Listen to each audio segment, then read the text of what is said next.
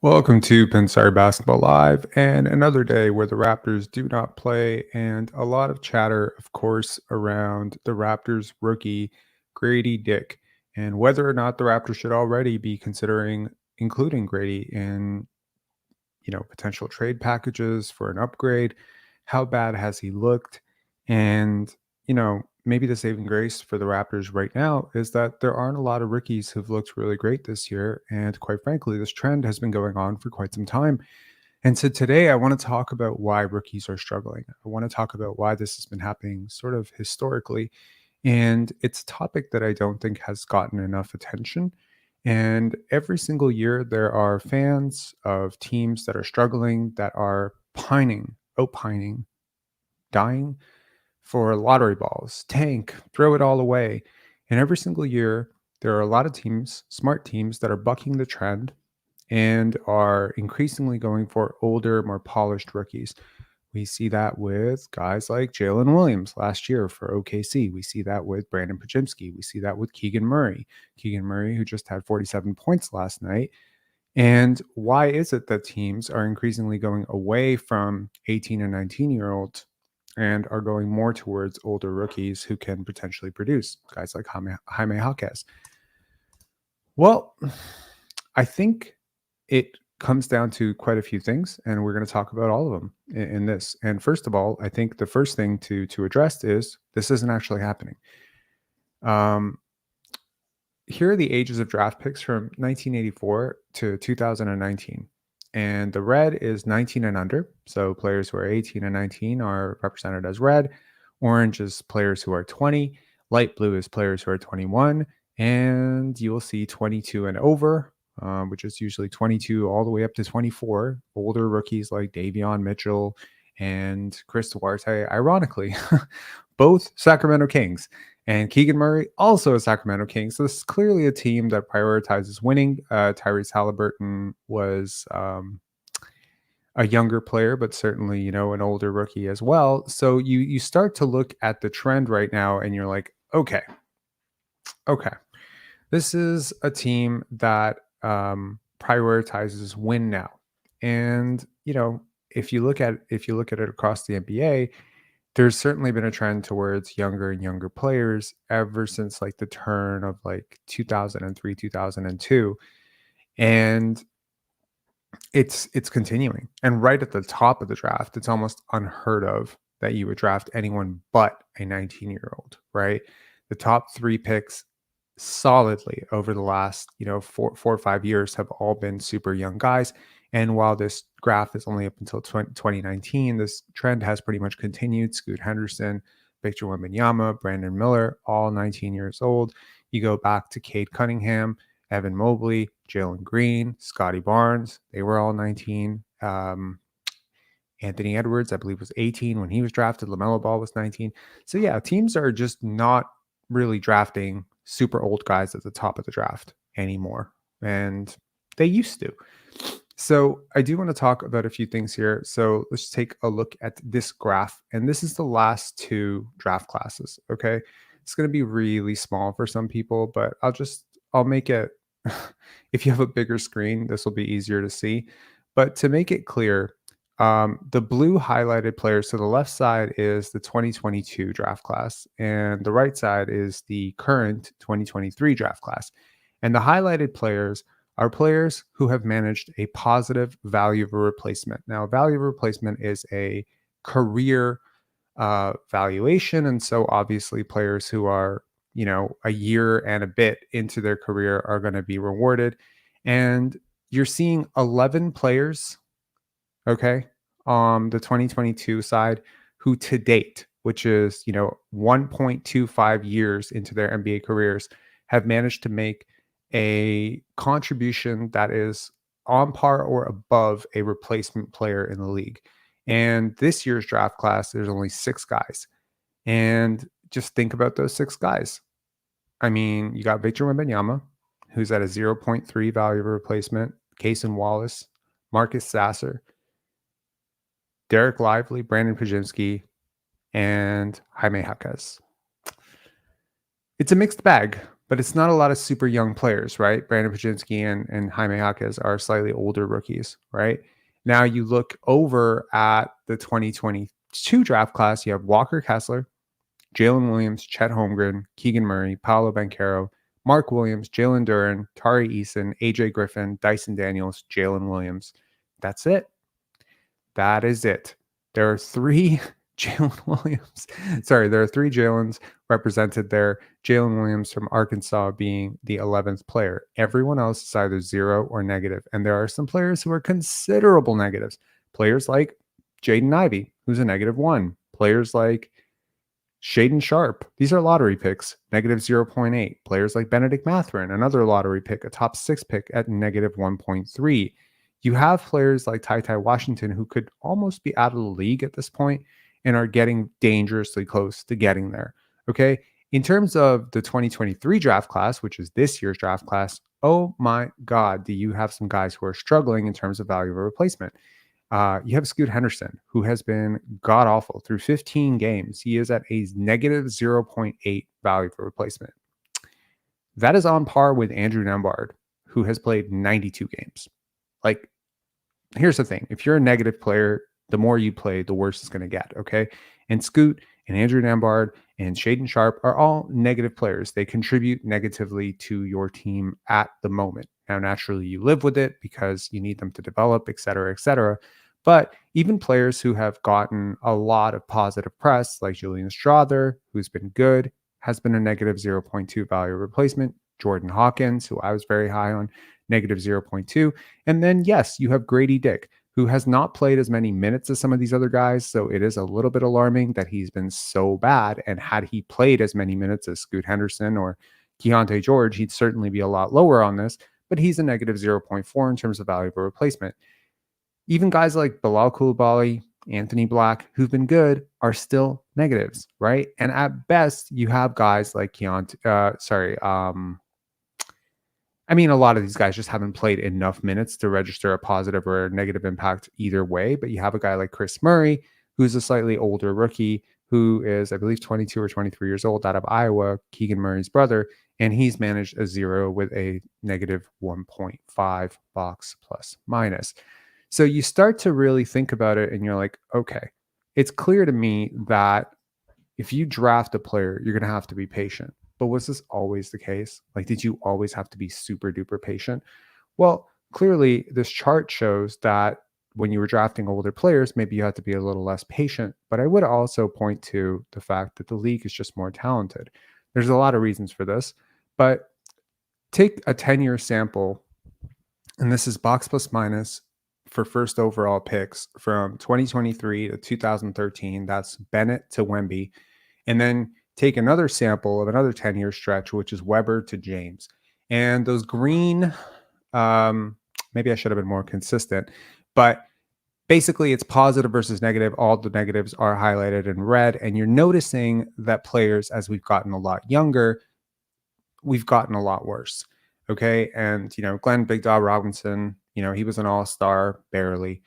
Joe Smith never really became an all-star. Michael Candy was a bust. Kenyon Martin straightened out his career as a role player, but that was a crazy weak draft. And 2001 was also an insanely weak draft with a lot of high schoolers picked up top. But my point is that Duncan, Weber, guys like this, you go right back to the 80s, Magic Johnson, guys like that, Kareem, those types of rookies just don't happen anymore. Okay.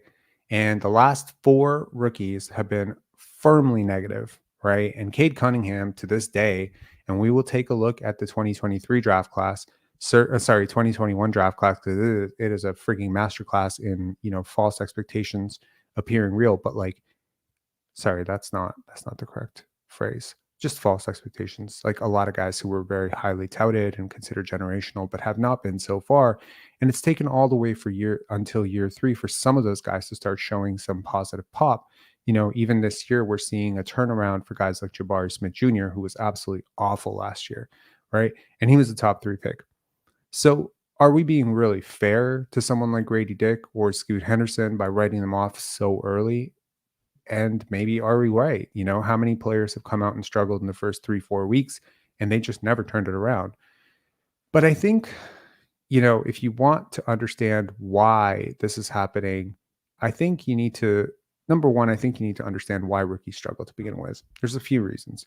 Number one, obviously, experience, NBA experience, right? There's something that can be said about, what you know after year one, what you know after year two, and how you know everything that you didn't know after year three. And then when it really clicks is year 3 to 4 is typically when teams understand, do we really have somebody here, right? Tracy McGrady struggled in year one. Granted, he was a high schooler. Kobe Bryant struggled in year one. Granted, he was a high schooler. But still, those guys became generational top 5, top 2, top 1 players in the NBA.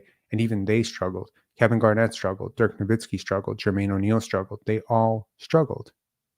They were coming into a league that was considerably older, and they struggle with the physicality of the league. But what does the league look like today? I think the league is more skilled than it's ever been in NBA history. You know, I think that's one thing. It has never been more skilled. And I think it's largely because of the influence of international players, international scouting, development of basketball in markets outside of the United States, markets in Asia, markets in Africa, Europe, etc. The training that these kids go through is just so much better at a younger age. We've come such a long way. When I look at the league in 1982, I could pretty much draw a line down the middle and say 60% of these guys would not make the NBA today. Okay.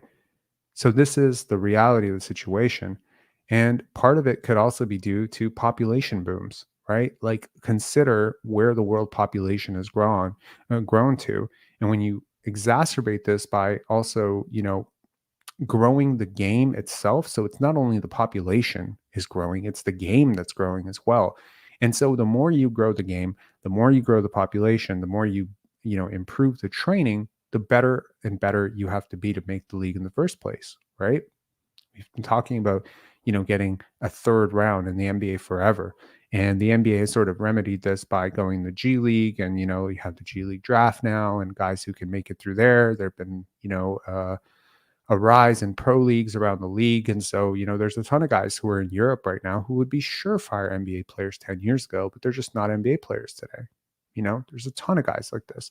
When I look at guys like Bruno Caboclo playing for Partizan, when I see guys like Dante Exum, who is thriving now, but he was also playing in Serbia the last 2 years, and he's doing really well with the Dallas Mavericks. How many Dante Exums and Bruno Caboclos are out there in the world right now? A ton. And so when you think about young players like Grady Dick, Scoot Henderson, players of this ilk, not necessarily that those two are, exactly identical. When you think about a guy like Jabari Smith Jr., a guy who's 18, 19 years old who comes into the league, even a guy like Victor Wembanyama, who's generational for all sorts of reasons, but physically is still 19 years old. When you think about players like this, they're coming into a league which is not only the most skilled it's ever been, it's also the fastest pace it's been in a really long time. Consider this. Rookies struggle with speed. This has always been the case, right? And you go back, talk to Kobe, listen to Kobe Bryant, Vince Carter, whoever you're talking about, they all talk about how jumping from college to the NBA, there's quite a few adjustments.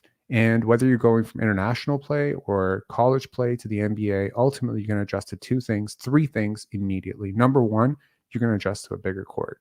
Okay. Number two, you're going to adjust to the competition being just faster, stronger, better, across the board. And 3, you're going to adjust to the 3-point line.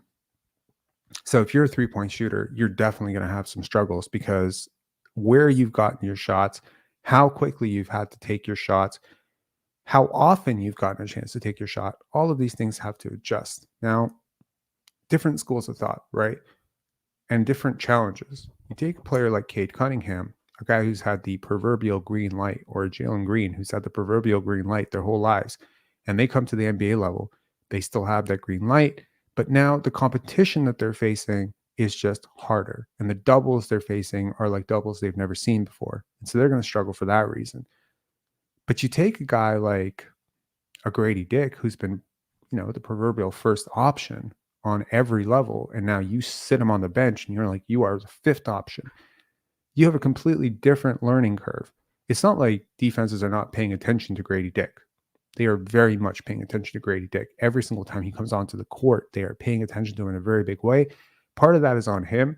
He's made a very, very big show of becoming an NBA player from the draft day to just being who he is. He's a very loud personality. He's a very popular player. Everyone knows who he is.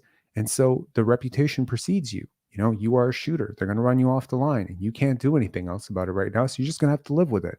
And I think that attention that he draws as a shooter is a very positive thing for his teammates, but it's certainly not reflecting in his personal. And then on the other side, of course, you don't have a reputation as a defender. You're a rookie. You're fouling a lot, and teams are going to go at you. They're going to go at you because you're not athletically skilled or physically skilled enough to deal with these guys. That's one place where almost every rookie struggles defensively. Asar Thompson, Scotty Barnes, OG Anunoby, these guys are very rare in that sense, right? Herb Jones being a little bit older, Dyson Daniels. There are rookies who've come out and been decent defensively, if not good defensively. But most rookies are going to really struggle with this. And so when you take into account the increased pace, all the adjustments that a player needs to make, then you take into account the fact that the league has never been more talented, never been more athletic than it is right now, never been more skilled, then certainly the gap between the guy at the very top and the guy at the very bottom is just going to be enormous. And the truth is that players like Scoot Henderson, players like Keontae George, players like Bryce Sensabaugh, guys like Chris Murray, Grady Dick are not one of the top 500 players in the NBA or in the world. Sorry, they're not. They're taking somebody's spot. Okay. There are guys in the G League who could absolutely help you more right now than Grady Dick can. There are guys in Europe who can help you more than Grady Dick can. There are probably some guys in the Middle East. There are probably some guys in prison who can help you more than Grady Dick can right now. So the truth is that the gap really isn't between, the 12th or 18th best player that they might face on a night-to-night basis and them being the 450th or 420th best player in the world. Actually, the gap is just much larger because rookies will continue to take and occupy roster spots. But at the end of the day, as the world has gotten more and more talented, the gap between the haves and have-nots has gotten so much larger. And so when I see a player like Grady Dick, I say, patience. When I see a player like Scoot Henderson, Brandon Miller, all of these guys, you need patience. Jabari Smith, you don't want to write off your Jabari Smith stock. He's having quite a resurgent year for the Houston Rockets this year, and all it took was 1 year. Now, I'll also say this, okay, to those of you who are very, very worried about Grady Dick. I think that it might be a blessing in disguise to fail early. Okay. There's a lot of psychology and theory about the mentality of people who lose early or fail early versus guys who succeed too early. And I think that this is the type of sobering, humbling, kick in the ass that players like this could need.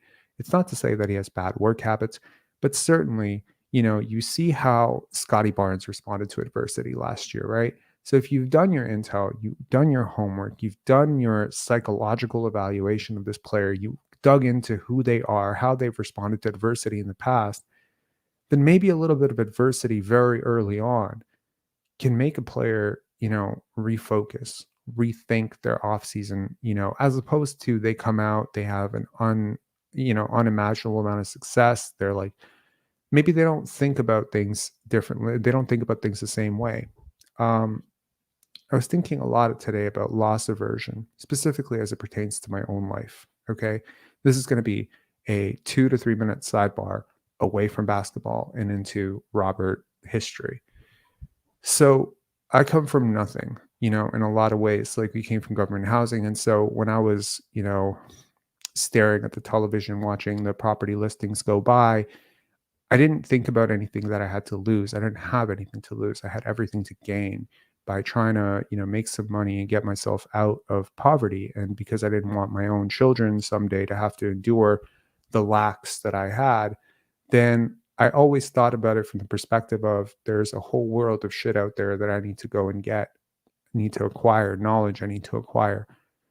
But I got to tell you, as I got older and I started to acquire some of those things and I bought my first place and all that stuff, I started to think more in terms of preserving, keeping the gains, not losing, you know, and I stopped being so hungry.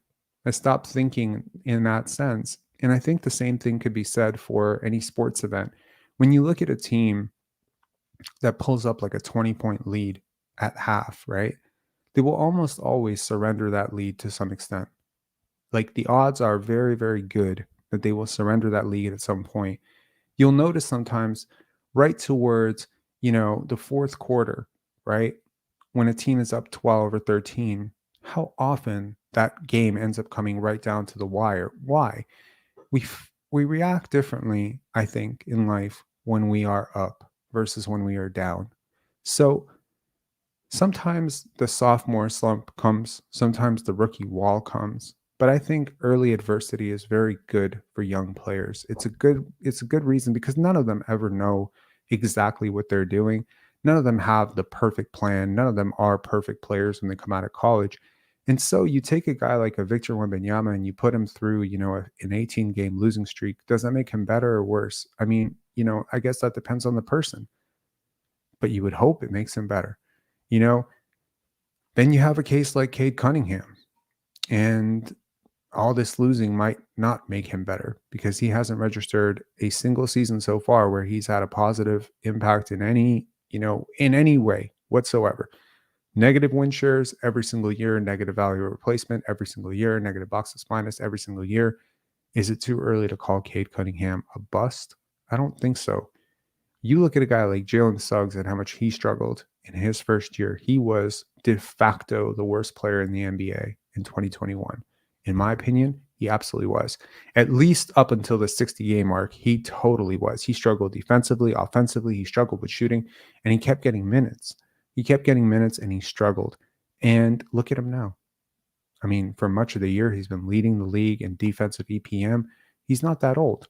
The gap between 19, which is, where Grady started this journey of his, and 23 is so impossibly huge that I can't even describe it, which is why, when people start boosting up a guy like Keegan Murray, who I think is a phenomenal young player, and they start comparing him to a Benedict Mathurin, who's a 2021, or a Dyson Daniels, who's 2021, or, Shaden Sharp. I'm like, yo, those 2 years, they're enormous in terms of physical development, skills development, all these things. That's 2 off seasons. That's such an advantage, but this advantage does go away, and it goes away by 24, 25. Um, Here's a little fun trivia for those of you who might be curious to see how good Scotty Barnes is and what his company is and how accurate value of a replacement really has been. So here are the value of a replacement leaders for every draft since 2010 to 2021. So you got 2010, you got Paul George, then you got Kawhi Leonard with 45.4. Again, value of replacement cumulative builds every single year. So you'll notice as we go further and further down, those numbers tend to decline a little bit. Damian Lillard, Giannis Antetokounmpo, Nikola Jokic, Karl-Anthony Towns, Domantas Sabonis, who just overtook Pascal Siakam and Ben Simmons. 2017, you got Jason Tatum. Then you got Luka Doncic, who's ahead of Jason Tatum despite being a year behind, which is really impressive. You got Ja Morant in 2019 because of all the minutes that and games that Zion Williamson has missed. Tyrese Halliburton in 2020 and Scotty Barnes in 2021. So, I mean, this is interesting for sure. I was talking earlier about the pace, how much pace has increased in the NBA. Take a look at this, and this is from like 2003, 2004. Now, everyone talks about the 7 seconds or less Phoenix Suns. Those teams scored around 106 to 110 points, right, per game. Now, that was considered incredibly high at the time, but certainly we had seen higher octane offense in NBA history before in the 70s, 80s. But certainly, I mean, 110 points today is nothing. I mean, we are currently, right now, we are talking about 115 points as the average scored per game. but also consider how much the efficiency has gone up, right? In terms of 3-point shooting, 2-point shooting, like we are just in a way more efficient place. Teams are taking more threes. Naturally, the scoring is going to go up. And certainly when you talk about like box plus minus leaders across, when you're comparing like, box plus minus and all plus minus data is always a per 100. So it's like when offense per 100 possessions becomes far more efficient, i.e., more free throws, more threes, then and less mid-range twos, you're going to have these incredibly high box plus minus numbers. And so it's not, it was considered very uncommon for a player to clip 10 box plus minus. And now you regularly have 3 to 4 players doing it. I mean, Tyrese Halliburton, Joel Embiid, Nikola Jokic being the main guys, but Giannis Antetokounmpo has clipped 10 quite a few times as well. And so, offense is becoming more efficient. Players are more talented. Players are more athletic. Players are better earlier. And so a player who's 19 is coming into a league where ultimately they are at the ultimate disadvantage. And I think that a player like Grady, if I don't know, you consider players like Jason Capono, players like Steve Novak. These were one-dimensional kind of shooters, standstill shooters who could just stand in the corner all game and just take shots. Defenses were not super sophisticated back then, not the way they are now. Offenses were certainly not as sophisticated. So to take away that stuff, guys weren't as athletic. You had big plotting bigs, in the paint, clogging up. And so you had more room for shooters to actually roam. Grady Dick couldn't have come into a worse situation in terms of the landscape of the NBA right now. So all of this to say, I preach patience when it comes to young players, especially as young as Grady. And while I certainly understand the frustrations of a lot of fans, like, Portland Trailblazers fans who are looking at Scoot Henderson saying like, whoa, this is the guy who's supposed to replace Dame. And I understand the trepidations of, Detroit Pistons fans who are looking at guys like Jaden Ivey and Cade Cunningham. Certainly, I'm not saying that all of these players are going to be fantastic players. I am, however, saying that give it time because the league has, as I mentioned, never been more talented, never been more athletic, never been fat. Well, it's been faster, but it's never been all of these things plus faster, right? And these rookies are coming into like a world where defense, you also consider rule changes. Rule changes have been optimized for the most skilled offensive players, guys who are super experienced at drawing fouls, guys, and defense is hopeless in the NBA right now. You can't breathe on a guy without picking up a foul. And so you really are taking all the advantages away from less skilled players and giving it to more skilled players. And naturally, 25 and 26 and 27 and 28-year-olds are going to be much further along in terms of skill development than an average 19 or 20-year-old. So I don't really care that Victor Wembanyama has a negative box plus minus right now. I know that number is going to trend up. I understand the prospect. I understand his long-term potential. I wouldn't be surprised if within 3 years he's putting up 8 box plus minus. It certainly could happen. And I wouldn't be surprised if Grady is a positive player by later this year or maybe early next year. It wouldn't surprise me at all. I do think that when the numbers are so drastically skewed towards positive and negative, and we start getting these wide polarities in terms of scoring swings, you really consider how quickly a team goes on a run when the Raptors put either Jalen McDaniels or Grady Dick on the court. It's rapid. It's insane, really. And when you consider the lineups that these guys are often playing with, how often are Grady and Jalen McDaniels often playing with 3 other bench players? How often have we seen Grady Dick come in and play with the starters? Can you think about that? Grady Dick is, according to estimated plus minus right now, the worst player in the NBA. Do I really think he's the worst player in the NBA? Hell no, I don't. I don't at all. But this is a guy who is just not catching a break when it comes to the lineups he's playing with. He's often playing with Precious Achiuwa, and in the one game where we saw him get extended run, granted, he got the extended run because he was playing well. When he got extended run, he played really well. This is a player who plays off of other better players. And if you put him on the court with 4 really good players, I don't think he's going to kill you. But if you put him on the court with 3 players who are questionable at best in terms of their NBA acumen and status, guys like Malachi Flynn, Precious Achiuwa, Chris Boucher, if those 3 guys are on the court and then the 4th guy is Scotty Barnes, this is not going to be easy. Even if you add Grady, Gary to that, or Jalen McDaniels to that. I mean, you really are asking this guy to share the court with other negative players, and it's just going to amplify the negativity of his individual contributions. So while I am discouraged by at least a couple of his G League performances so far, and certainly he's not lighting the world on fire and he has got plenty of things to improve on, I do think when it comes to players this young, you need to exercise a little bit of patience, a little bit of intelligence, a little bit of humility, and just understand that um, for all of their warts, the Toronto Raptors have been a very, very good scouting team over the years, and they haven't forgotten how to scout. They were high on Grady Dick. I think there's a reason for that.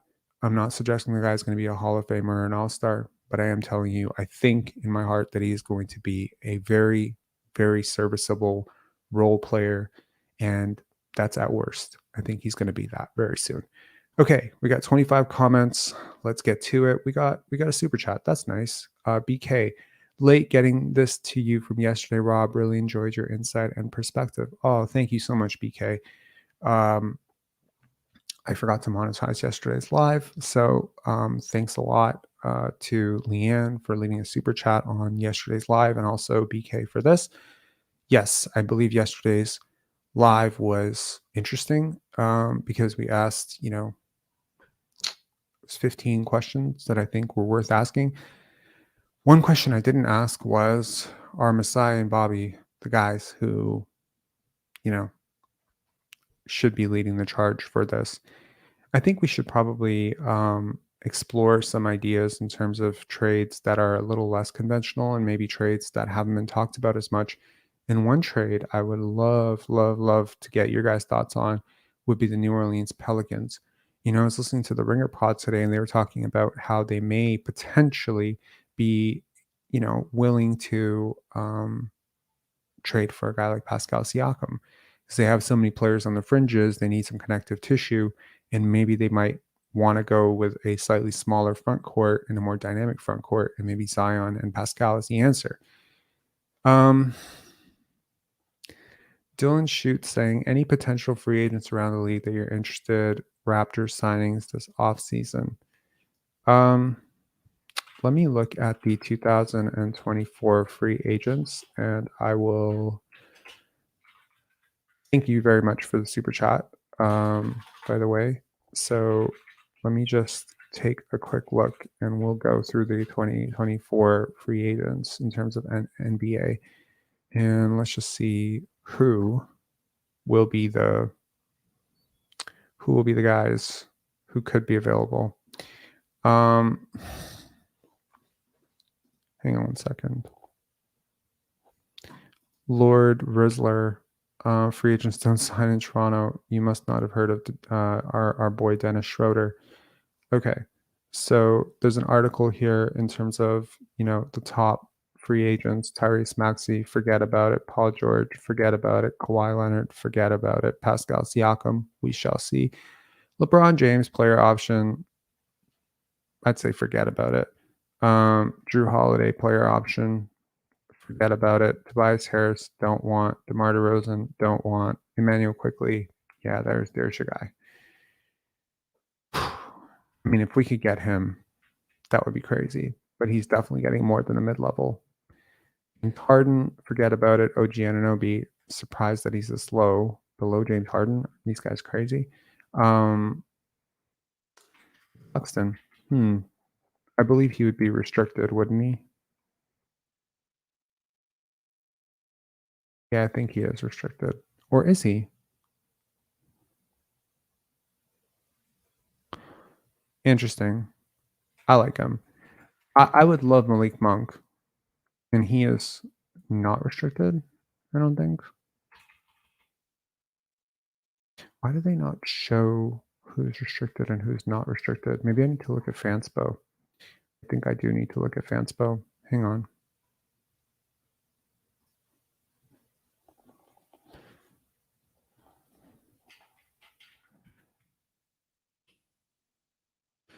Oh, Spot Track, my bad.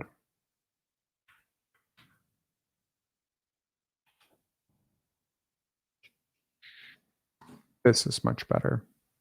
Okay. All right.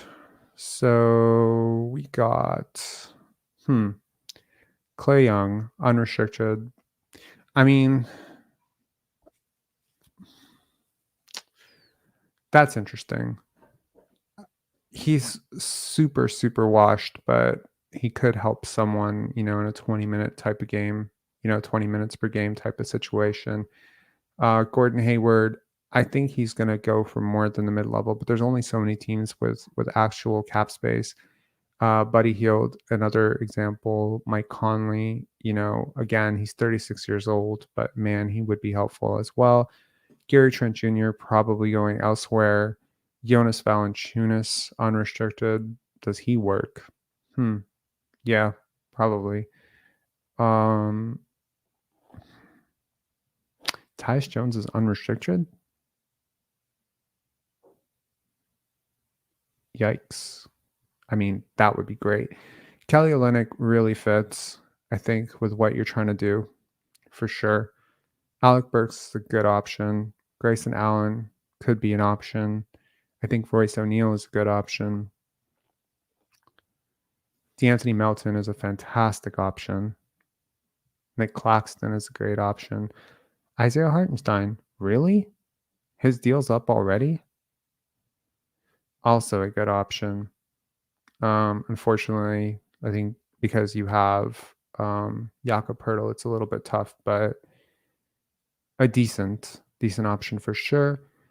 In terms of more like end of bench type of guys, I mean, he he effectively called out our entire team, and I wouldn't mind having him as a veteran presence in the locker room. This might be Stockholm syndrome, but Patrick Beverley wouldn't be so bad. Um, yeah, I think in terms of names that really stick out, those are the names that stick out. Depending on what happens with Malachi Flynn, campaign has been serviceable at times. Um, Metu, I guess. Lonnie Walker, the defense kind of scares me a little bit. But yeah, that's about it. I'm not really seeing anybody else here. So I guess the names that I mentioned are the names that stick out. Yeah. Thanks a lot for the super chat and thanks for the question there. Yeah. So, anyways, so I just think that when I look at players like and what do you guys think of Kenny Lofton? I mean, Kenny Lofton was one of my favorite rookies last year. He was the G League Rookie of the Year. I really like him. I like him a lot, and I know he doesn't play much defense, but for a Raptors team that often struggles to score, I think part of the reason they struggle to score is because they don't necessarily generate very good shots. The scoring gravity comes down to scoring threats. So how dependable or how aggressive are your scoring threats? And so when I look at, a player like Lord Rizzler saying Lofton needs to lose weight, I mean, yeah, but I mean, he's also like I think people lose sight of how nimble he is at his weight and how much the weight actually does help him at times as well. Like, I mean, I'm not suggesting he can't stand to lose a little bit of weight. He could certainly stand to lose a little bit of weight. But I mean, at least bring him into the 905, man. It would make that product so much more interesting to watch. He is such an interesting player. He is super agile. I just like him. I like him a lot as a young player. Um, I know he doesn't necessarily fit with what you're doing, but maybe what you're doing needs to change. Um, yeah. Anyways, there's actually I wanted to take a quick look at basketball reference and just take a look at the 2021 draft class in hindsight. And I think it's worth looking at because it gives you an idea of just how much these rookies and these young players are actually impacting winning. So I showed you the last 2 years drafts. These are all the players that have impacted. Hang on, pull this on stage. So these are all the players that have contributed a positive value or replacement.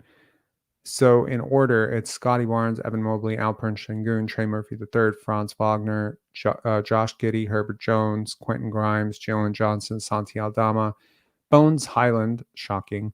Isaiah Jackson, Charles Bassey, Jericho Sims, Moses Moody, Usman Garuba, Jonathan Kaminga, Jeremiah Robinson Earl, and Sandro Momokalashvili. Okay. So basically, not a lot of players. Now, there are some players who are at zero value replacement right now, which is Cade Cunningham, slowly working his way up. He's been doing better lately. I mean, he was firmly negative in terms of value replacement year over year, but he's finally turned a corner here. And I just want to show you what that's looked like because it has been goddamn terrible. So this year he has negative 0.3 value replacement. Sorry, he hasn't turned a corner at all. I stand corrected. He's worse. This is what a first overall pick has been for the Pistons. Look at that. Like boxes minus is negative 1.6, negative 0.7, negative 3.5. He's been a negative every single year. That's ridiculous. He's had negative win shares every single year.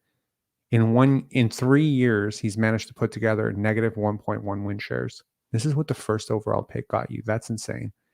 But if you want to see a case of a player who has turned around their season and career in a massive way, take a look at how Jalen Suggs started out and how it's going for him now. Now, it's not because of scoring or anything of that sort, but look at the steady growth. I mean, he started out at negative 5.6 boxes minus with a negative 1.2 value of replacement, and look at where he got to year 2.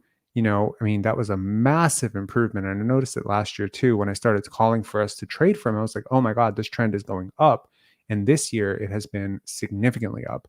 Now, he's never been a positive on offense, but man, his defense has gone from slightly negative to positive to overwhelmingly positive. He's turned himself into a defensive specialist. He's basically like a souped up version of Gary Payton II meets like Josh Hart right now. And, you could argue whether that's worth tanking for. It's not. But he's been positive. He's been a really huge part of the Magic turnaround. And everyone who wants to credit Paolo Banchero and Franz Wagner is really missing the point. Now, you take consideration an older rookie who's gotten worse with every single passing year pretty much, which is Davion Mitchell. I mean, this is 3 straight negative value replacement years, and he's now 25 going on 26. That's tough. So you don't even have the whole like, hey, wait, he's young. You want to take an example of a player who is very, very underdeveloped physically. That's Zaire Williams. I mean, take a look at his stats. I mean, he's been negative value replacement 3 straight years, negative boxes minus 3 straight years. I think more than anything, the struggles of these young players across the NBA is giving me a lot of appreciation for guys like Alperen Şengün and Scotty Barnes who are not struggling. Now, you take into account Evan Mobley, who was widely considered most people's, he got robbed for Rookie of the Year. Where's his growth curve right now?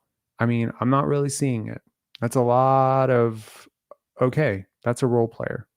Congratulations. Year 3, Evan Mobley, this feels very role player trajectory. Okay. And like last year, he was a top 3 defensive player of the year finalist. 4.8 defensive win shares is huge. And I think 8.5 win shares. I mean, he was on a very, very positive track. But this year, it's all fallen apart. You add in the injury, there's no chance in hell he's redeeming his season this year. So yeah, man, these are the consequences of tanking, I guess, but these are also the rewards of tanking. Look at Jalen Green. I mean, I talked about Jabari Smith has really, really turned around his career this year. Has Jalen Green? Not really. He's still negative boxes minus, on offense and defense. Like he's negative across the board. I mean, he's gotten so much better defensively this year in terms of the boxes minus stats. Like so much better. He's actually playing defense, but all of this exerted effort in playing defense is making him so much worse on offense. So it's really like, this is what you're tanking for. Every single year, teams want to tank, and they want to lose. And this is what you're tanking for. You're tanking for guys who may help you 4 years from now. If you're a general manager, of course, tanking is helpful. You can always pass the buck off. You can say we are developing. If you are Troy Weaver in Detroit right now, you can just say, look, you haven't given this enough time, give it enough time. Like, give me 3 years, wait for Isaiah Thompson and Cade Cunningham and, Jalen Duran and Isaiah Stewart. Like, we won't lose 22 games straight next year. We won't lose 23 games straight next year. We might lose only 7 straight next year. And then the next year we'll only lose 4 straight. And then I still have a job apparently because I've set you up on upside. In a lot of ways, it's the riskiest thing in the NBA to take an older rookie because if he doesn't work, you're absolutely screwed, right?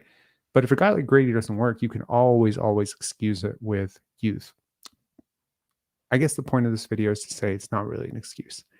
It is fact that a player who's 19 years old, physically 19 or 20 years old, is going to struggle in a league that has never been more talented ever, which is full of grown men who are considerably stronger, considerably faster, considerably better skilled, more experienced. It's going to be a struggle. But I would like to see Grady with the starters a couple of times this year, once, maybe the Raptors pull the plug on this season. Get him some reps with OG and Scotty and Pascal. Put him as, the fifth starter with Jakob, OG, Pascal, and Scotty. I would pray to see that. I would love to see that. And Darko Rajakovic, if you ever hear this, please do it. Just give this kid a chance to be the fifth starter. Give him a chance to just be hidden on defense. Certainly, there's a lot that this team could do for this guy that they're not doing right now. And he is doing a lot, at least offensively, in terms of drawing attention. And he gets a lot of attention defensively. So, how much longer that will last? Will teams figure out that he's shooting 25% from three? Sure. But he's always going to get attention as a shooter. Once a shooter, always a shooter. Look, man, like that's the thing. Scotty Barnes is not going to get as much attention shooting 38% as Grady Dick is going to get shooting 25%. That's just a fact of reality of what happens when you get the reputation as a shooter. So, yeah, Vegan Grass saying, all I want for Christmas is a trade. Yes, sir. You and me both. Absolutely. Yeah. Anyways, make sure to hit like, subscribe, and, I think, like many of you, I hope for clarity for this team going forward. But I did want to just point out, some reasons for maybe a little bit less doom and gloom when it comes to Grady Dick. Granted, I was not the highest on him at the draft, and I will never live that down. And certainly, if he ends up becoming like some great frigging player, people are always going to flash back to my reaction of the draft and say, see, you weren't very high on him. There's a lot of reasons I wasn't super high on him, but one of them was pure ignorance. And as I said, I've watched a lot of his tape, and certainly when it came to preseason, we were all very excited. He struggled since the season started. He's not the first rookie to come out the gate and struggle, right? Alexander B with a very, very cogent point saying, I don't understand why McDaniels isn't waived. He doesn't play, and when he does, he's bad. Open up roster spot and get a guy who can contribute on the team for cheap. He's not waived because he's probably too expensive to waive. Like at this point, you're 1/4 into the season. You're basically eating $7 million of salary if you waive him. Now, could you just potentially? I mean, he makes such a little amount as a salary filler. He's probably going out the door in any trade that you make. Whether it be an OG trade or a Pascal trade or whatever. Like he is just a guy that you can just tack on in there, and he's dead weight. And maybe it is. You take, like, that's the sad thing about the Raptors, right? They often end up signing these terrible contracts and then they have to give up assets to get rid of them. So maybe the inclusion of Jalen McDaniels in that trade is in lieu of you asking for a second round pick back. And basically that's how the cookie crumbles. Or at some point, and I would hate for this to happen, that you have to trade a second round pick in order to trade Jalen McDaniels. That would suck too. Anyways, blame Fred VanVleet. If Fred VanVleet doesn't resign, if Fred VanVleet had re-signed with the Raptors, I don't think we have Jalen McDaniels because we'd be over the cap. So I don't know. Anyways, yeah. Make sure to hit like, subscribe, and final question, Rob, do you think any of the core gets traded this year, or will they be tripling down on this team?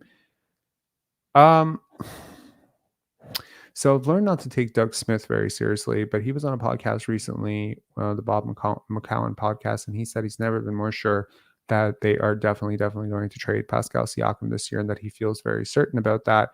There are certain people out there who believe that OG is the more likely candidate because he has a higher trade value around the league. I just don't see a way in hell that you trade OG without trading Pascal. Like, I don't understand the logic. Either you're trading both or you're trading Pascal. Like, I don't understand the logic of trading OG but not trading Pascal. Like, even if you get younger, you're going to get worse. There's no chance in hell you're getting a player better than OG back for OG. So it just doesn't make a hell of a lot of sense. KV with the super chat here. Thanks, Rob, for all your insights. Love your videos. Thank you, man. Thank you so much for the super chat. Yeah, thank you all. All right. I will see you guys tomorrow after the post game against Charlotte. Hopefully, not another blown loss. There really are no advantages to losing games at this point, other than, maybe an impending. Let me put it this way. If you're someone out there who's rooting for losses because you think that it's going to move the management team, trust me, a loss against the Charlotte Hornets is not helping or hurting your case. I mean, it might just make it like one more, nail in the coffin. But beating the Charlotte Hornets is not going to make the Raptors, I would hope, I would pray, feel better about their team. It will, however, make it a lot harder to come back from the dead after you make this inevitable trade. My hope, my prayer, my sincerest prayer at this point is that the Raptors make a trade. And look, like, there have been a lot of teams that have made like these sort of on the fringes trades that have made such a huge difference. And there was a stat the other day which showed, it's on Twitter. If you follow us on Twitter, I posted it, where it showed relative health luck. And the Raptors are the second luckiest team in terms of health in the NBA so far. And I think the Thunder were number one. And so it's actually more depressing when you think about the fact that the Raptors have been like one of the healthiest teams in the NBA, and they're still struggling, and they're still 5 games under 500. But I was thinking to myself, would this team really have been worse if Jalen McDaniels had been hurt? I think they would have been better. Would this team have been worse if Gary Trent Jr. had been hurt, or if if Dennis Schroeder had gotten hurt and Gary had to start in his place? I think the sad part for the Raptors is that I never want to root for injuries, but had they had a couple of injuries, provided they were the right injuries, it might have actually helped. There's so much redundancy, overlap, and nonsense in the lineups that they play that just simply having a couple of injuries might have thrust certain guys like Garrett Temple, Thaddeus Young, Otto Porter up in the rotation. And that might have, weirdly enough, helped you. If Dennis Schroeder got injured, I'm assuming Malachi Flynn doesn't start. Although I leave nothing, off the table with Darko Rajakovic in terms of keeping Scotty Barnes off the point guard spot. But I mean, if Gary Trent started, then you would finally get the lineup that you wanted, and Malachi Flynn would still play backup minutes, and maybe you go on a run. Certainly, if I had told you at the beginning of the year that all that was stopping the Chicago Bulls from winning basketball games was replacing Zach LaVine's usage with Kobe White's, you would have thought I was crazy. But that's exactly what's happening. They're winning games despite missing their highest paid player and their, in theory, most talented player, because their most talented player doesn't make other people better. And it's the same thing with the Raptors, in my opinion. You have a guy like Dennis Schroeder, I think he really kills some of your pace, right? And there's a ton of stats out there that I would love to dig into in another live, where it talks about the advantages of early offense and really how much you kill your offense when you slow it down. And I think anytime you look at a player and you're like, that player is a catalyst for slowing things down, that player is hurting your offense in ways you don't even realize.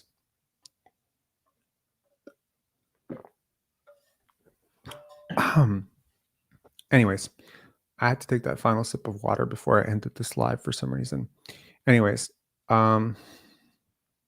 Alexander, if you're the Raptors, would you make a trade with the Pistons? They're pretty desperate. Sure. Yeah. I would love to make a trade with the Pistons. I think like someone pitched me like the most lopsided Pistons trade in history the other day, where we basically get Asar, Ivy, and Jalen Duren for Pascal Siakam and Grady Dick. And I was just like, you got to be kidding me. I would love to get Jaden Ivey in a trade back from the Pistons. I think he's a really good pairing for Scotty Barnes. I think he would be a really good pairing. Um, if that costs you OG, I would be very wary of it. But if it costs you Pascal, I think I would be open to it. Yeah. I would also look to move Dennis Schroeder now that he can be moved. And I would certainly also look to move Gary Trent Jr. potentially. I would also look to move um, Jakob Pertl when he's available for trade. Siakam for Cade and Asar, they would never do that. In a million years, they would never do that. They value Cade Cunningham way more than they should. And I don't like him. Like I think he's a pretty talented player, but like I don't need the Cade Cunningham show. I mean, he's got 31% usage. Yikes. You know? Kevin Rio, will you do a live where you pretend to be a GM and people propose trades to you again? Bro, we could do it right now. Like I have no problem with that. I mean, if people want to call in and propose trades, sure. Like I'd be happy to do that. Um, yeah, it helps me to work on my critical thinking skills and also my fleecing skills and my negotiation skills. But yeah, you guys let me know when you want me to do that. And if you want call-ins or whatever, I'll be happy to do that. No problem. Anyways, man, take care. And again, thank you, KV and Dylan and BK for the super chats. All right. Cheers, guys. Have a great one.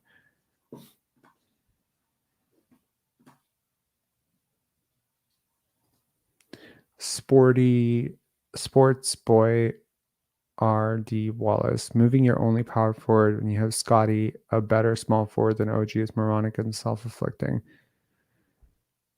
I disagree. He's not your only power forward. What's Chris Boucher? What's Otto Porter? What's Precious Achua? These are all power forwards. What are you talking about?